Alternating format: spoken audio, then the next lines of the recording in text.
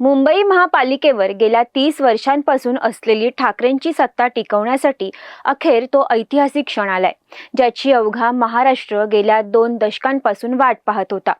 राज ठाकरे आणि उद्धव ठाकरे हे दोन भाऊ उद्या 24 डिसेंबरला दुपारी 12 वाजता एकाच मंचावर येऊन युतीची अधिकृत घोषणा करणार आहेत। शिवसेना प्रवक्ते खासदार संजय राऊत यांनी ट्विट करत उद्याच्या या महाधमाक्याची माहिती दिली आहे। ही युती फक्त 2 नेत्यांची किंवा 2 भावांची नाही, तर मुंबईच्या भविष्याची दिशा ठरवणारी आहे। उद्याच्या या ऐतिहासिक पत्रकार परिषदेत नेमकं काय घडणार, जागा वाटपाचा मामू फॉर्म्युला काय असेल आणि काँग्रेसच्या भूमिकेमुळे राजकीय समीकरणं कशी बदलणार, हेच आपण आजच्या व्हिडिओमध्ये सविस्तर पाहणार आहोत। नमस्कार, मी समीक्षा देशमुख, तुम्ही पाहताय टीओडी मराठी। सर्वात आधी चर्चा करूया या युतीच्या मुहूर्ताची। विशेष म्हणजे उद्यापासूनच महापालिका निवडणुकीसाठी उमेदवारी अर्ज भरण्यासही सुरुवात होत आहे। 15 जानेवारीला मतदान होईल आणि 16 जानेवारीला निकाल जाहीर होतील। संजय राऊत म्हणतायत की वरळीच्या डोममध्ये जेव्हा राज आणि उद्धव एकत्र आले होते तेव्हाच त्यांच्यातलं मनोमिलन झालं होतं। आता फक्त त्यावर अधिकृत शिक्कामोर्तब होणं बाकी आहे। आता येऊया सर्वात महत्त्वाच्या मुद्द्यावर, तो म्हणजे जागा वाटप। संजय राऊत यांनी स्पष्ट केलंय की दोघांमधला जागा वाटपाचा विषय आता पूर्णपणे संपलेला आहे। सूत्रांच्या माहितीनुसार मुंबईतील 227 जागांपैकी उद्धव ठाकरेंची शिवसेना सुमारे 140 ते 150 जागांवर लढण्याची शक्यता आहे, तर राज ठाकरेंची मनसे 60 ते 70 जागांवर आपले उमेदवार उभे करेल। विशेष म्हणजे दादर, माहीम, शिवडी आणि वरळी यांसारख्या मराठी बालेकिल्ल्यांमध्ये दोन्ही पक्षांनी एकमेकांना पूरक अशी रणनीती आखली आहे। केवळ मुंबईच नाही, तर नाशिक, पुणे, ठाणे आणि कल्याण डोंबिवलीमध्येही ठाकरे पॅटर्न आता भाजपला टक्कर देण्यासाठी सज्ज झालाय।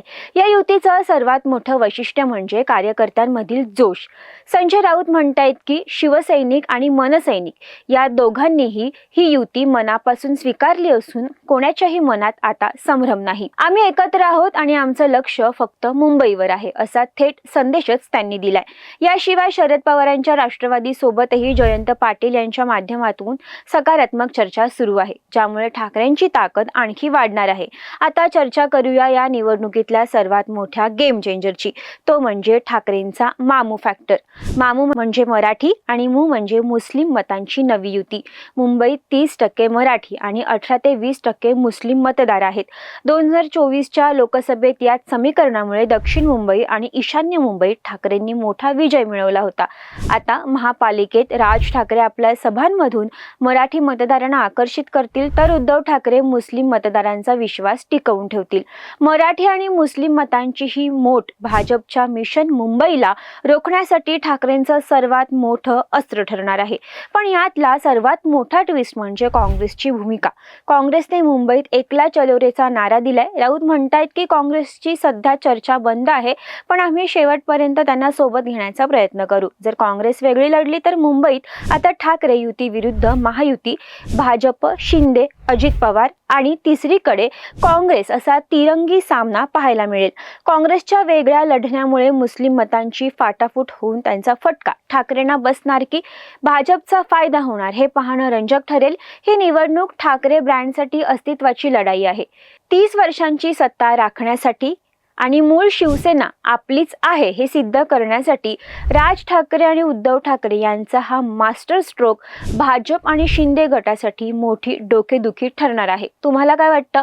राज आणि उद्धव एकत्र आल्यावर मुंबईत पुन्हा एकदा ठाकरेंचाच भगवा फडकणार का? तुमची प्रतिक्रिया कमेंटमध्ये नक्की कळवा। व्हिडिओ आवडला असेल तर शेअर करा आणि ताज्या अपडेट्ससाठी टीओडी मराठीला सबस्क्राईब करायला विसरू नका।